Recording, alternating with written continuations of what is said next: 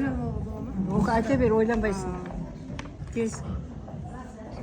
Математика емес қой Дәстүр ойланатын. дегеніміз қандай? Қалай? Құттық дәстүр дегеніміз қандай? Құттық.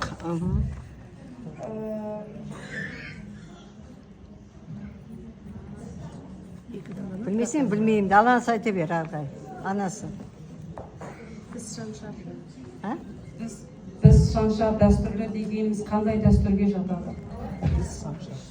Біз шаншар.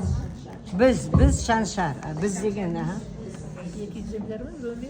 Мен анам орнына жауап берсем болады. Айта ғой.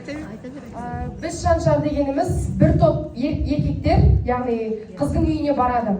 Үйіне барған кезде олар дастарханның үстінде отырады да, олар мысалға не үшін келгендерін жаңағы ата-анасы білмейді. Олар кеткеннен кейін түсінеді, яғни олар дастархан басына немесе үстелдің астына біз қалдырып кетеді. Яғни демек олардың бұл сөздің астары, яғни ол қызға құда түскісі келеді деген сөз. Молодец, жақсы, рахмет.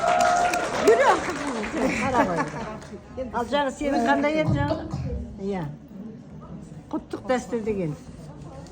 Жарайды, білмесең жарайды. Біз айтып, келін түскен үйге ауылдың бой жеткендер құтты болсын деп айтып келеді. Все, болды, бітті, рахмет. Білем апай мен негізі. Болды, жақсы, молодец. Молодец. Апалар өздері де білмейді.